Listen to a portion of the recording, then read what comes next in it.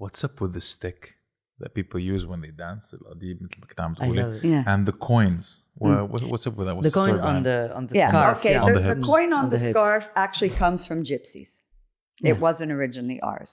That is a gypsy thing. Yeah, okay. And the gypsies had the coins because, I don't know, culturally speaking, what it means to them. Maybe they wanted to attract attention, like on the street. Yeah, maybe. I don't know what I would have to look. I mean, I'd be lying if I tried to make something up. But so I really don't know. But I know that gypsies are the ones that started that. And we sort of inherited that from the gypsies.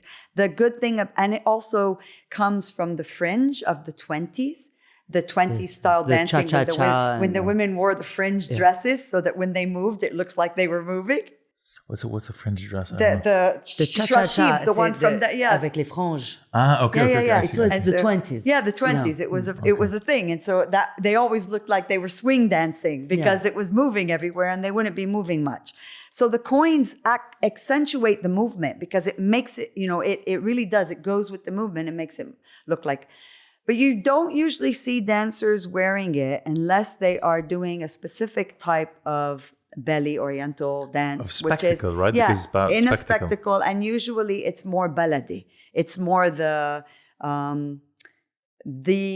what is considered the dance of the masses. So it's not, she'd put on a scarf and she'd have this here and she'd and it sort of that kind of thing. And the stick is there also because it's from the baladi dance. Now, also a stick helps you to maintain your arms. If you are not trained well enough to use your arms, sticks will hide that.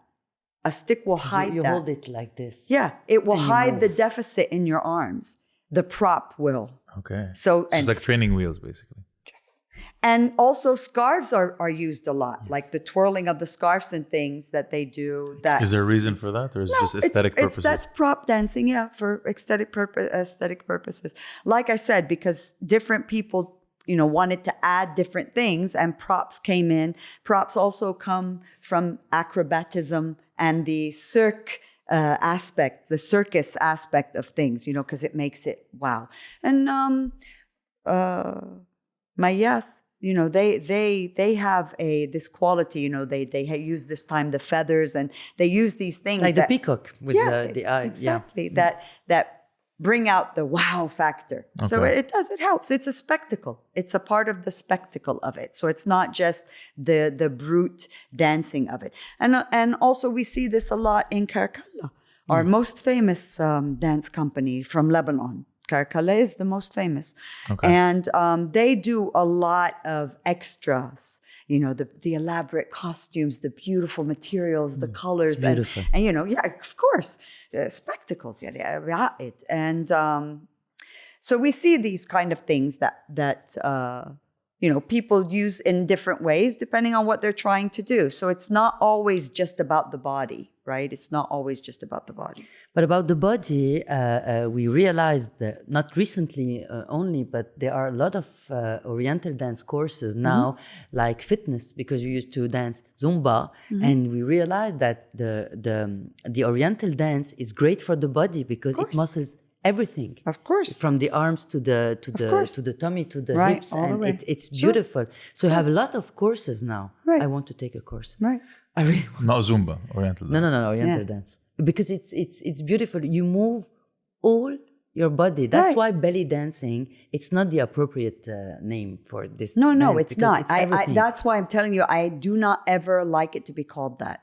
I don't care what anybody says. And I argue with people all the time about it. I'm like, it's not we belly don't dance. call it رأس البطن. No. In Arabic. No, we don't. We don't say that. No. We say رأس الشرقي, البلدي, البعلبكية, like you said. Right. But no, it's not the button ras. Right. It's an Occidental name. And if you would like, I'll send you videos of belly dancing and Oriental dancing, and you'll see what I mean. And we'll put the links that you're going to send us in the description. And we put the extract of the because videos when they're also. doing belly dance, it's really just the belly. Actually, at some points, I get kind of bored. It's not interesting because you're just watching a tummy. It's not, there's not a whole thing going on. It's not about the whole body, about the whole dance, and then you've got also, by the way, you have these people who have elaborate beautiful shows that have storylines like Amani. Yeah. She was really good at that. Yes. And Who's I really Amani, miss her. and what did she do? It's Amani. after the war. It was after the war, Yes, no? In yes, the yes, yes. early 90s. Yes. Amani is a very famous Lebanese Oriental dancer. And now, she included let me storytelling. say one thing about Amani, though. She's one of the ones whose parents actually supported her decision. She's one of the few back in those days who her parents supported It her was 30 decision. years ago. Yeah, her father was very supportive. And she included storytelling in Yes, her dance. and it became like an operetta of Oriental dance. I was just going to say, I once went to Scala di Milano, and when I was a kid, and I used to listen to opera every now and then with Pavarotti and what's the other guy? Placido Domingo. Placido Domingo.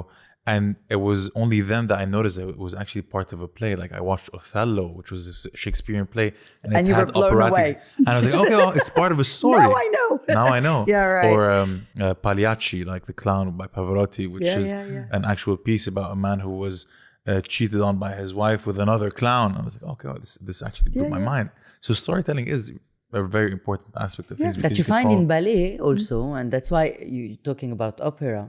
In France, for the ballet, we call them des petits rats de l'opéra. Yeah.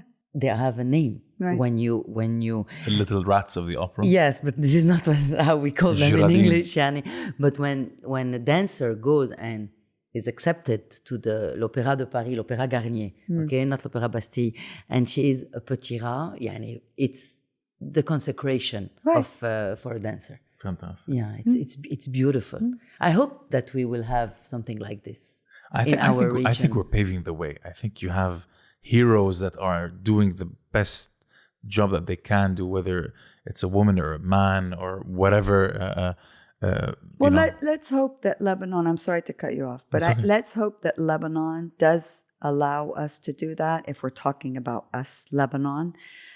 Because, for example, one of our really, really talented and a bit older generation, anymore like my age, choreographers, Ameo Walid Aouni, he went and established the opera house in Egypt. He was the director of it for years and years and years until they closed it. ليش؟ لأنه they wouldn't do one here. Can I tell you, I think as long as the art form is not lost, and whether it's practiced in Lebanon or in Egypt or even abroad, like across the pond, I don't care as long as the tradition itself is maintained. Yes, and I'm just happy and for I it. agree with you on that. However, I still would like to see Lebanon giving a bit more attention. I really would. I would like to.